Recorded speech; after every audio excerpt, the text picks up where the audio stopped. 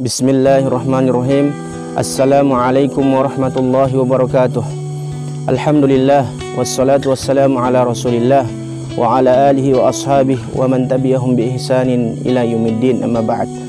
Kaum muslimin dan muslimat yang insyaallah dimuliakan Allah Subhanahu wa taala.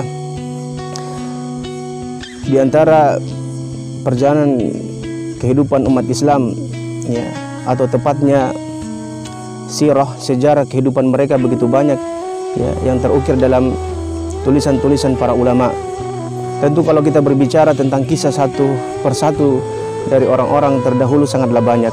Pada kesempatan yang berbahagia ini kami akan menyampaikan satu hadis yang terdapat dalam kitab Musnad Imam Ahmad ya, dan kisah ini dihasankan oleh Al-Imam Ahmad sendiri, yaitu Nabi Shallallahu Alaihi Wasallam ya, bersama para sahabatnya radhiyallahu anhum ajma'in sedang bermajelis ya, dan demikianlah kehidupan mereka para sahabat dengan Nabi Shallallahu Alaihi Wasallam.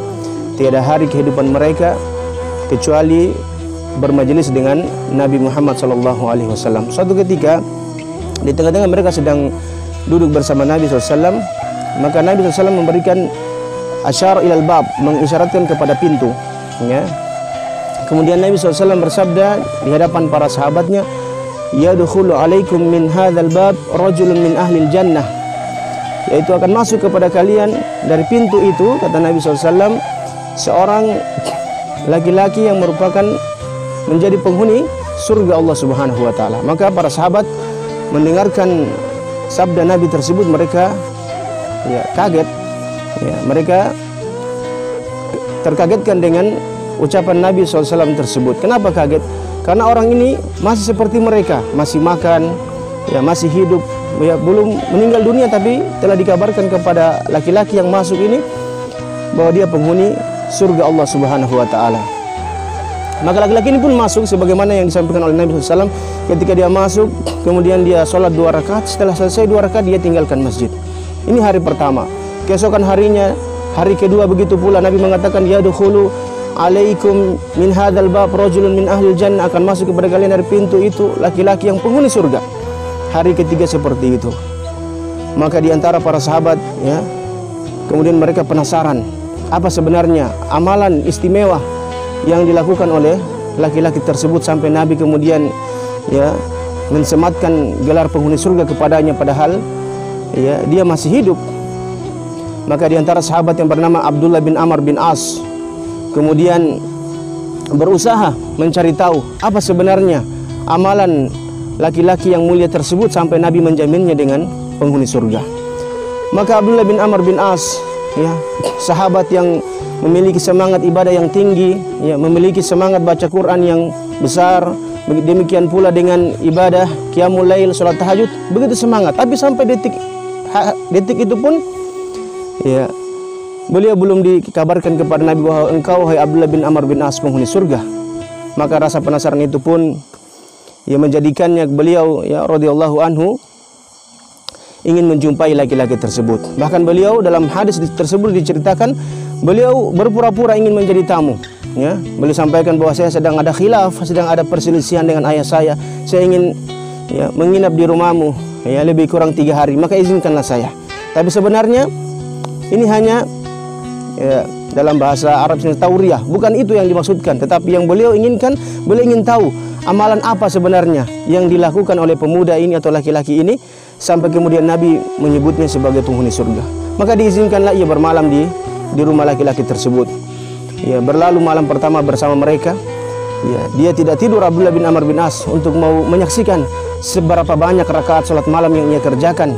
Tetapi disaksikan malam pertama ya biasa saja, ya, biasa saja. Demikian pula di siang harinya, di nanti puasa sunnah yang akan ia kerjakan juga tidak puasa. Ya, berlalu malam kedua juga seperti itu. Belum ada ibadah yang menurut dia mengalahkan ibadahnya sendiri. Ya, ini Abdullah bin Amr bin As. Sampai di malam ketiga, ya batasan waktu bertamu telah habis. Maka Abdullah bin Amr bin As menyampaikan kepada pemuda ini atau laki-laki ini, bahwasanya saya ini sebenarnya tidak ada masalah dengan orang tua saya, dengan ayah saya, tetapi saya penasaran, ya, apa sebenarnya amalan yang engkau kerjakan sampai Nabi SAW berkali-kali menyebutmu sebagai penghuni surga. Apa amalan istimewa yang engkau kerjakan? Dan saya perhatikan tidak ada yang istimewa. Maka laki-laki itu pun menjawab, ya, pertanyaan dari Abdullah bin Amr bin As ini dengan mengatakan, seperti itulah ibadah saya, seperti yang Anda lihat, seperti yang Anda saksikan. Ya, saya biasa saja. Ya, kata Abdullah bin Amr bin As, cobalah berpikir ulang, mungkin ada amalan istimewa yang Anda kerjakan. Ya. Maka kata laki-laki ini, tidak ada. Ketika Abdullah bin Amr bin As hendak meninggalkannya, maka kemudian ia baru teringat, ya, akan sebuah amalan. Maka dipanggil Abdullah bin Amr bin As, disampaikan, ya, bahwasanya kata pemuda ini kepada Abdullah bin Amr bin As, saya baru ingat, ya, kebiasaan diantara dan menjadi kebiasaan saya setiap malamnya, ketika hendak saya mau tidur, ya, saya tidak tidur di malam itu, melainkan saya tidak menyimpan rasa hasad, ya, di dalam hati saya kepada salah seorang pun dari kalangan kaum muslimin. Ya, hati saya tidur dalam keadaan hati yang bersih. Saya maafkan semua orang-orang yang pernah melakukan kesalahan kepada saya. Tidak ada rasa dendam, rasa iri hati. Saya bersihkan hati saya dan saya tidur dengan kondisi seperti itu. Maka kata Abdullah bin Amr bin As, inilah, ya, inilah yang saya belum bisa kerjakan. Kaum muslimin dan muslimat, para pemirsa yang insya Allah dimuliakan Allah Subhanahu wa Ta'ala, inilah amalan yang luar biasa yang bisa menjadikan seseorang, ya, dijamin oleh Allah Subhanahu wa Ta'ala lewat nabinya menjadi penghuni surga. Belum meninggal dunia, masih hidup di atas muka bumi ini, tapi karena amalan yang mulia ini membersihkan hati dari penyakit-penyakit hati saat menjelang mau tidur, sehingga ketika seseorang itu tidur dalam keadaan hati yang bersih, hati yang lapang. Bukankah Allah Subhanahu wa Ta'ala berfirman, yauma la yanfa'u malun wala banun illa man atallaha biqalbin salim. Hari kiamat itu, kata Allah Subhanahu wa Ta'ala, adalah hari yang tidak bermanfaat lagi harta dan keturunan anak-anak, kecuali bagi mereka-mereka man atallaha biqalbin salim, yang menghadap bertemu dengan Allah Subhanahu wa Ta'ala dalam keadaan hati yang bersih, hati yang bersih. Para pemirsa yang insya Allah dimuliakan Allah Subhanahu wa Ta'ala, semoga mauidhah, nasihat singkat ini memberikan tambahan ilmu buat kita sekalian, dan juga tentu kita berusaha mengamalkan apa yang telah diamalkan laki-laki yang dijaminkan oleh Nabi SAW sebagai penghuni surga ini. Kita bersihkan hati kita dari berbagai macam penyakit hati. Demikian, semoga apa yang kami sampaikan ini bermanfaat. Aku qouli hadza wa astaghfirullah li wa lakum. Billahi taufik. Wassalamualaikum warahmatullahi wabarakatuh.